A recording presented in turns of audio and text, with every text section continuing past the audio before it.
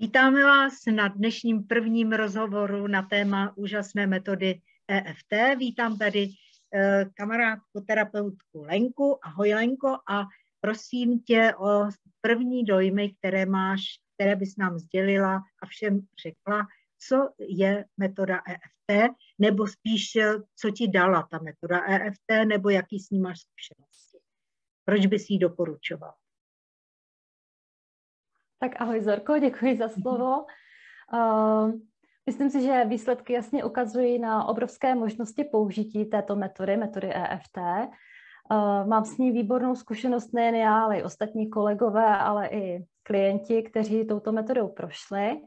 Já sama jsem se k ní dostala úplně náhodou, když začal na jaře roku 2020 covid, tak jsem se dostala do takových psychických obtíží, měla jsem úzkosti.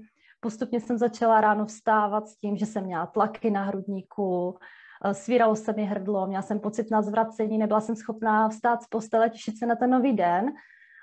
Vzniklo to kvůli tomu, že všechny děti byly doma, zavřely se školy, my máme 4 děti, takže já mám ráda svoje soukromí a o to jsem přišla. A tak jsem hledala na internetu, co by mi mohlo pomoci. A narazila jsem na institut Cindy Katayama, na institut energetické psychologie v Hradci Králové. A úplně mě to oslovilo vzhledem k tomu, že tohle vzdělání je pod garancí Ministerstva školství. Tak jsem si říkala, tak to asi bude nějaké validní vzdělání, nebude to žádná ezoterika, tak jsem se přihlásila. Děkuju. Já mám podobné zkušenosti. Já tedy už s touto metodou žiju asi 10 let. A bylo to na základě toho, že jsem měla problémy s trojklaným nervem a dlouhá léta, přesně 3 roky, nebyla lékařská věda schopna jaksi těmto bolestem zabránit. A kamarádka zubařka přišla na to, že ona umí EFT a že vlastně už u Cindy vystudovala celý kurz EFT a že tedy to na to zkusíme. Tak jsme ještě použili reiki a během krátké doby prostě celé tyhle ty starosti a bolesti s tím trojklaným nervem zmizely. No a protože je to tak jaksi úžasná metoda, mnohdy zázračná, jednoduchá, bezbolestná, tak je určitě dobře ji šířit dál. A mohli bychom si teda teďka říct nějaké základy této metody a zkusím pustit ne video, ale prezentaci, abychom si ukázali, jaká je taková ta hlavní podstata téhleté metody.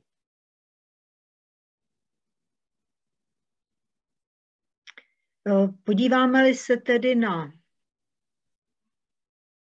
to, co nám tato metoda dává, tak první je tedy ten název, což je metoda EFT, Emotion Freedom Technique. Je to vlastně metoda, kdy můžete skutečně dosáhnout spokojenosti a zdraví a radosti a bez stresu, bez strachu. Tuhletu metodu přinesl k nám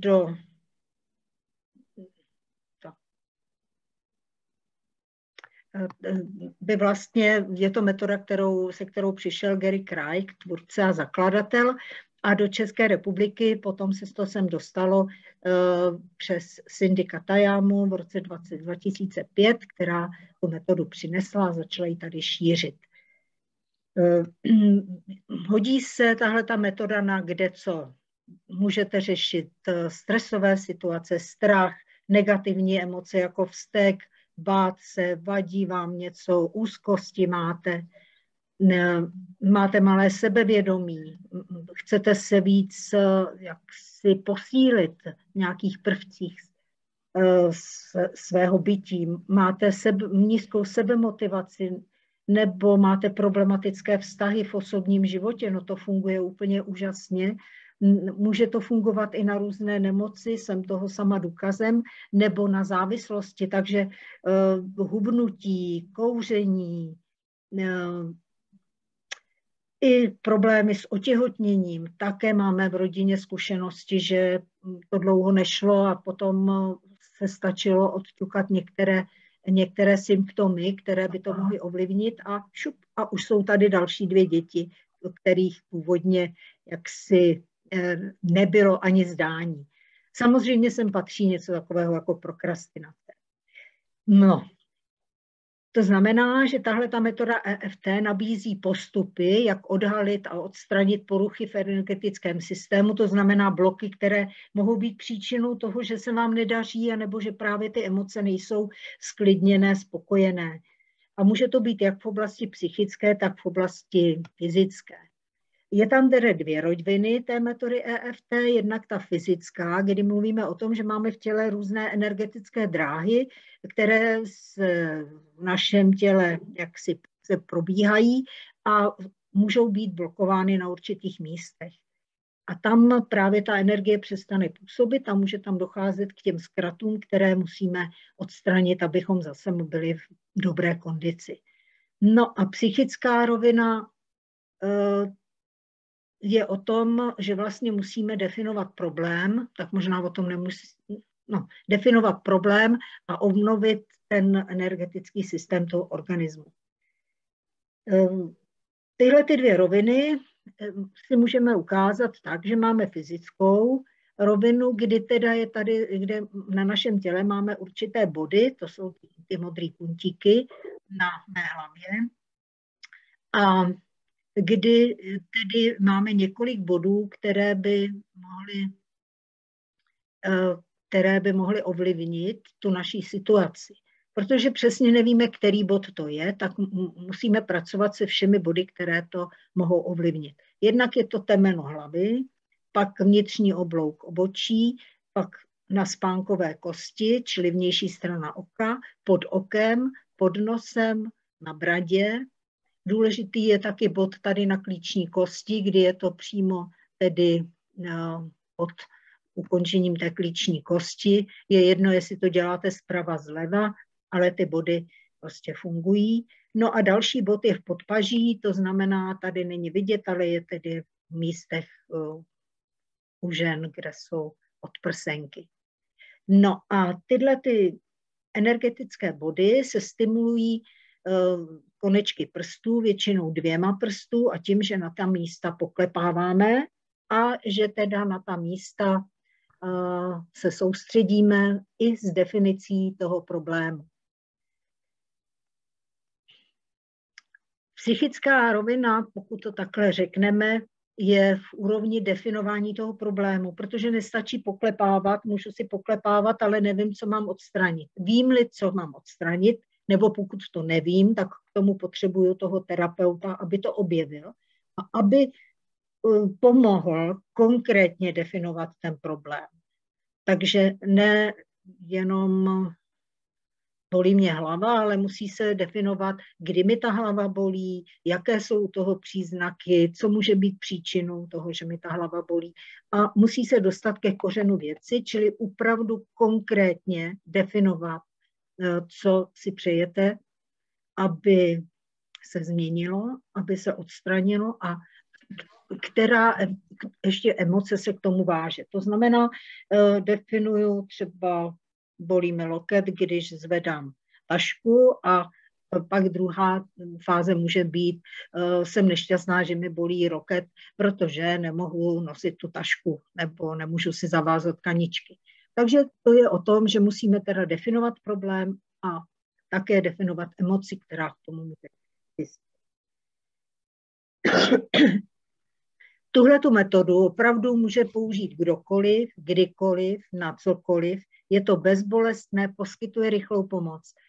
A když odstraníme emoce, které jsou propojené s těmi nepříjemnými zážitky, vzpomínkami, nebo je to opravdu negativní emoce, tak můžeme odstranit i různé fyzické bolesti, které se na to váží. Napsala jsem tu ještě větu, kdo neskusí, neuvěří a to nám věřte.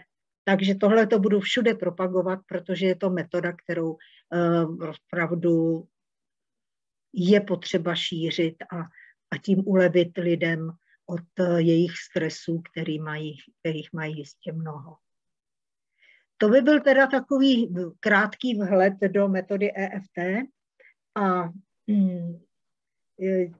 Ty by, Lenko, měla nějaký příklad, který bys nám mohla uvést, co jsi řešila, a nebo co jsi řešila, jaký jsi měla úspěch? Tak vyřešila jsem hlavně sama sebe, což pro mě bylo stěžejní. Vidím, že i ty jsi vzpomněla i svoji rodině. Mohla bych uvést takový zajímavý případ. Můžu o klientce dáme třeba jméno Martina, by to nebylo tak vidět.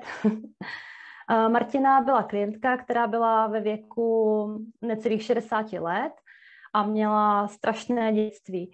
Rodiče ji týrali psychicky a to nedávali vůbec žádnou lásku, a to nejen po tu dětství, ale pak i v dospělosti. Když se Martina vdala, tak si našla manžela, který ji týral též, ale pro změnu fyzicky, asi aby toho neměla málo.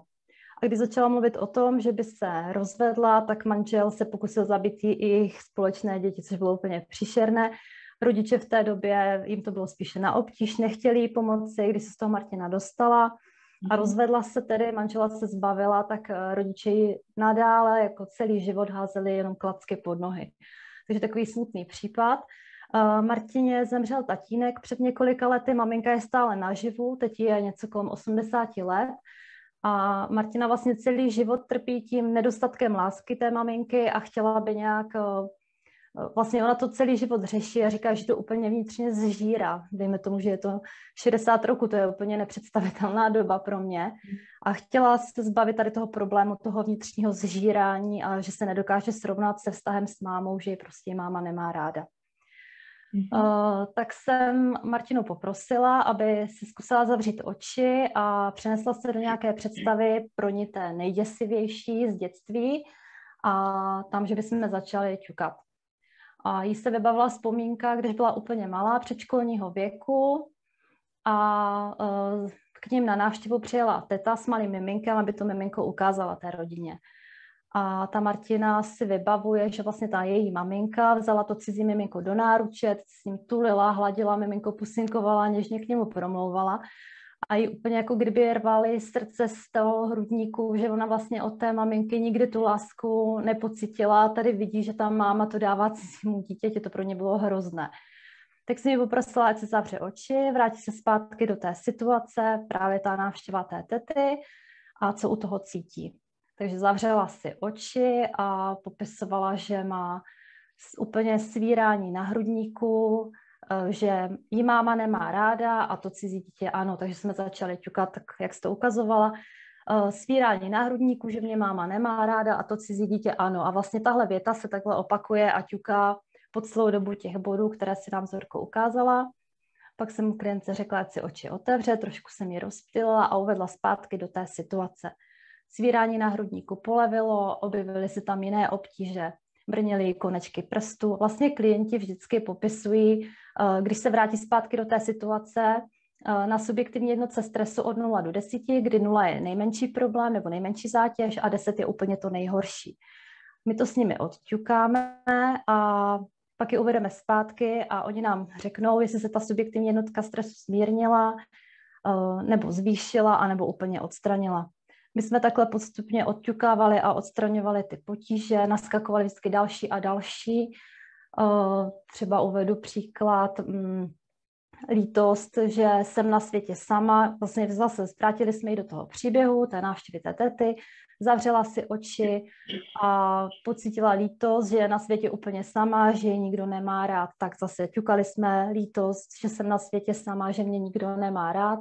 Celé jsme to odťukali a takhle jsme pracovali pořád dokola a dokola, trvalo to asi 1,5 hodiny a stále jsme se vraceli ke stejnému příběhu, což je na EFT důležité, aby to byl krátký příběh v rozhraní několika vteřin, nelze ťukat celé dětství, ale vždycky jenom nějakou situaci.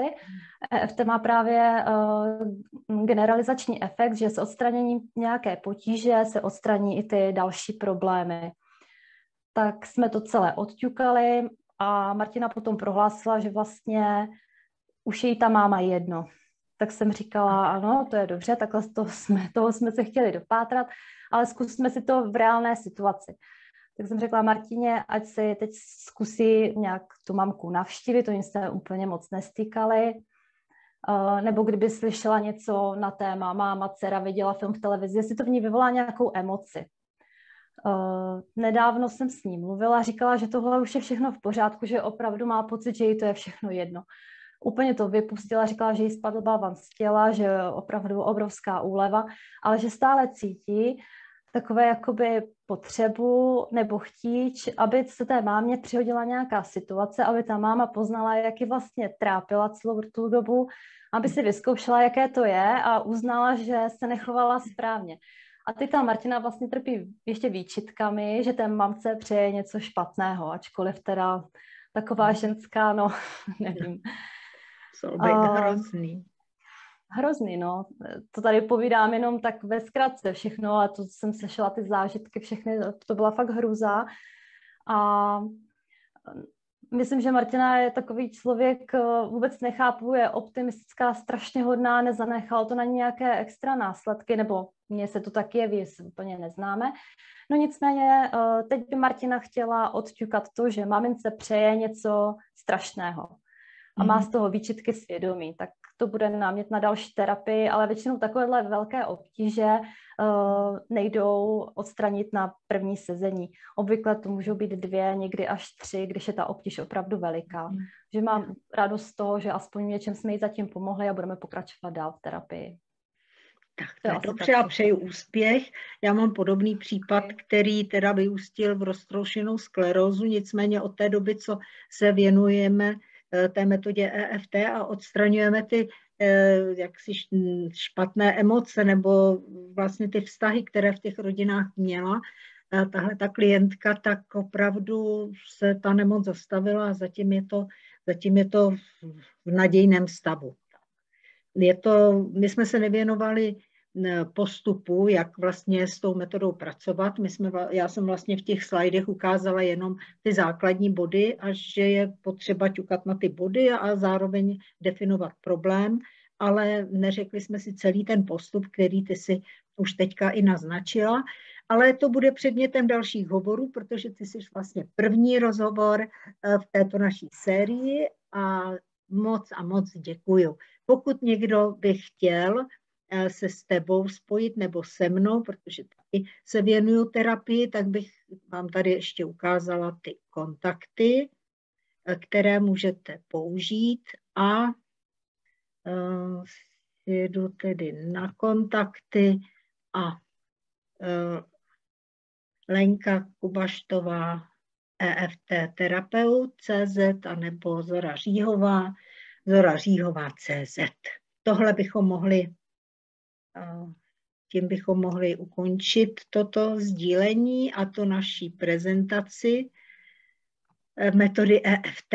Lenko, moc děkuji za rozhovor, byl to první rozhovor a budeme tedy pokračovat. Naschle. Děkuji, Zorko. Naschledanou.